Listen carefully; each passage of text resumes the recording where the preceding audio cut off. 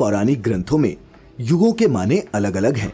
हमारे पौराणिक ग्रंथों के अनुसार 4 युग होते हैं, सतयुग, त्रेता युग, द्वापर और कलयुग। कहते हैं कि कलयुग में पाप अपने चरम पर होगा। वर्तमान में यही कलिकाल अर्थात कलयुग चल रहा है। ग्रंथों में इस युग में क्या क्या होगा या घटेगा ये स्पष्ट लिखा गया है। यह भी है कि इस युग में जब भी कहीं प्रलय होगी तो सिर्फ हरि कीर्तन ही उससे मनुष्य जाति को बचाएगा। तो दर्शकों, आइए मिलकर जानते हैं पुराणों में कलयुग का व्याख्यान।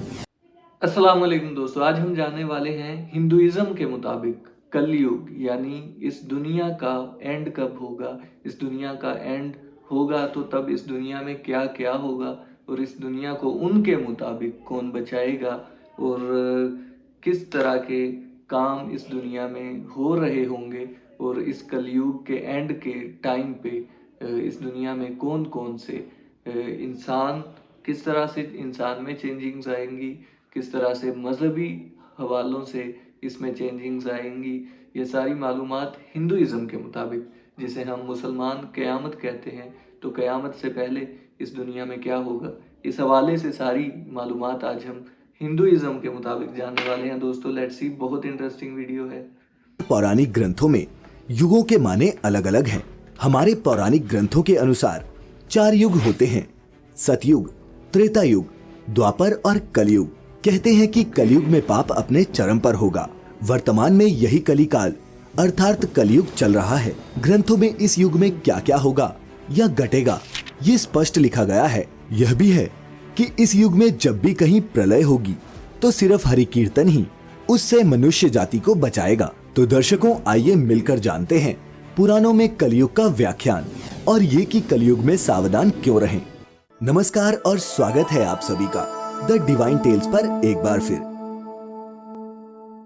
क्रमांक 1, पुराणों में ये लिखा है कि जो व्यक्ति, संगठन या समाज वेद विरुद्ध आचरण कर भारत की धार्मिक और सांस्कृतिक एकता को खंडित करेगा, उसका आने वाले समय में समूल नाश हो जाएगा। पुराणकार मानते हैं कि जैसे जैसे कलयुग आगे बढ़ेगा वैसे वैसे भारत की गद्दी पर वेद विरोधी लोगों का शासन होने लगेगा। ये ऐसे लोग होंगे जो जनता से झूठ बोलेंगे और अपने कुतर्कों द्वारा एक दूसरे की आलोचना करेंगे। इन लोगों का कोई धर्म नहीं होगा, ये सभी विधर्मी होंगे।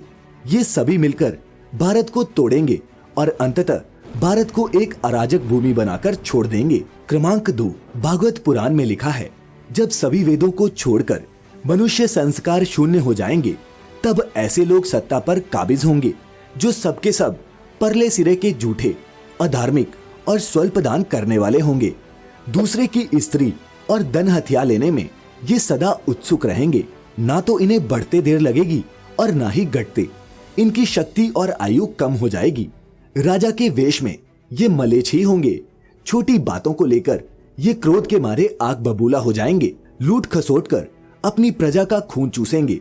जब ऐसा शासन होगा तो देश की प्रजा में भी वैसा ही स्वभाव, आचरण और भाषण की वृद्धि होगी। राजा लोग तो उनका शोषण करेंगे ही, आपस में भी वे एक दूसरे को उत्पीड़ित करेंगे और अंततः सब के सब नष्ट हो जाएंगे। नंबर 3, भविष्योत्तर पुराण के अनुसार ब्रह्मा जी ने कहा, हे नारद, भयंकर कलयुग के आने पर मनुष्य का आचरण दुष्ट हो जाएगा और योगी भी दुष्ट चित्त वाले होंगे।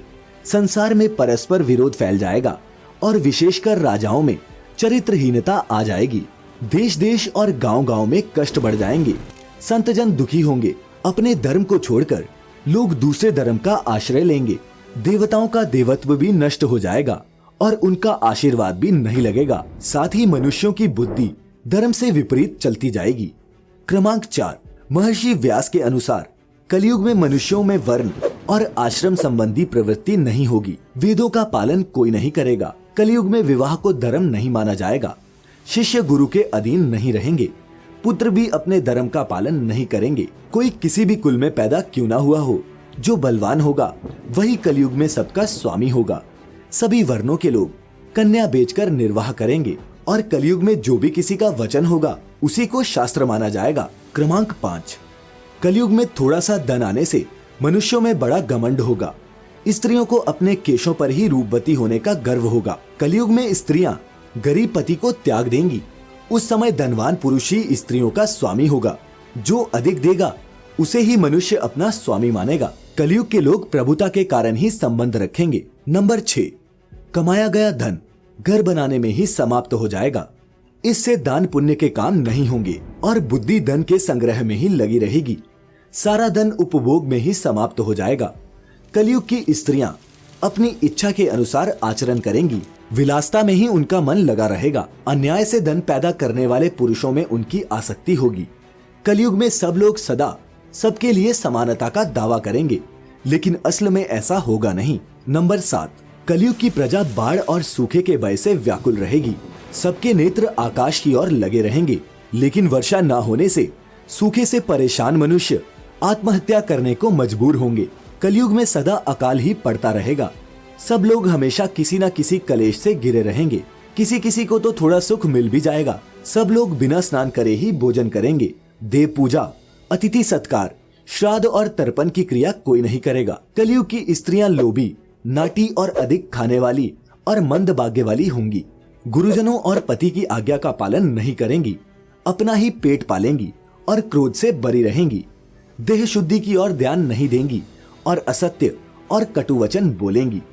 इतना ही नहीं, वह दुराचारी पुरुषों से मिलने की अभिलाषा करेंगी। क्रमांक 8, कलयुग आने पर राजा प्रजा की रक्षा नहीं करेंगे, बल्कि कर के बहाने प्रजा के ही धन का अपहरण करेंगे। अधर्मी मनुष्य संस्कारहीन होते हुए भी पाखंड का सहारा लेकर लोगों को ठगने का काम करेंगे। उस समय पाखंड की अधिकता और अधर्म की वृद्धि होने से लोगों की आयु कम होती चली जाएगी। घोर कलयुग के समय 5 से 7 वर्ष की स्त्री और 8 से 10 वर्ष के पुरुषों की ही संतान होने लगेगी। घोर कलयुग आने पर मनुष्य 20 वर्ष तक भी जीवित नहीं रहेंगे। इसके अलावा लोग मंदबुद्धि होंगे, व्यर्थ के चिन्ह धारण करने वाले और बुरी सोच वाले होंगे। क्रमांक 9, लोग ऋण चुकाए बिना ही हड़प लेंगे तथा जिसका शास्त्र में कहीं विधान नहीं है, ऐसे यज्ञों का अनुष्ठान होगा।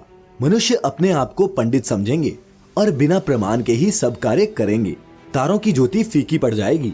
दशों दिशाएं विपरीत हो जाएंगी। पुत्र पिता को तथा बहुएं सास को काम बताएंगी।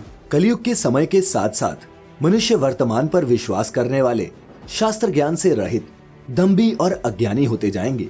क्रमांक 10, श्रीमद् भागवत के 12 स्कंद में कलयुग के धर्म के अंतर्गत श्री शुक्र देव जी परीक्षित से कहते हैं, ज्यों ज्यों घोर कलयुग आता जाएगा, त्यों त्यों उत्तरोत्तर धर्म, सत्य, पवित्रता, क्षमा, दया, आयु, बल और स्मरण शक्ति का लोप होता जाएगा।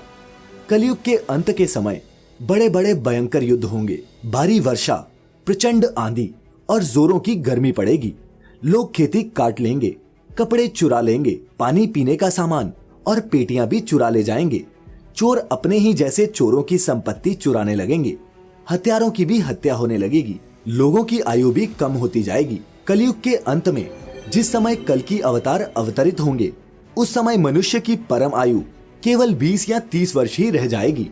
जिस समय कल की अवतार आएंगे, तब मनुष्य की लंबाई काफी घट चुकी होगी। अब अंत में इस घोर। तो दोस्तों, ये थी आज की वीडियो। हिंदुइज्म के मुताबिक कलयुग यानी इस दुनिया का जब खात्मा होगा तो किस किस तरह के इस दुनिया में काम हो रहे होंगे, बुरे काम हो रहे होंगे।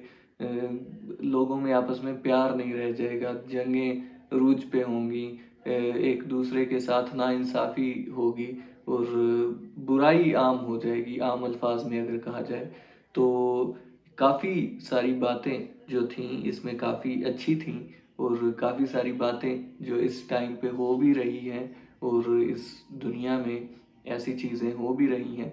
हमारे ऊपर ऐसे हुक्मरान आ चुके हैं जो नाइंसाफ़ हैं और जिन्हें अल्लाह ताला के अहकामात की कोई पाबंदी नहीं करते। तो इसमें काफ़ी सारी बातें ऐसी थीं जो आज के इस ज़माने में हो रही हैं। तो काफ़ी इंटरेस्टिंग वीडियो थी दोस्तों। हिंदुइज्म के मुताबिक आज हमने जाना कि कलयुग यानी क़यामत जब आएगी तो इस दुनिया में क्या हो रहा होगा। तो हमारे आका हज़रत मोहम्मद सल्लल्लाहु अलैहि वसल्लम ने भी हमें हर चीज़ से आगाह कर दिया है और हमें सारी चीज़ें बता दी हैं कि जब क़यामत आएगी तो क्या क्या होगा।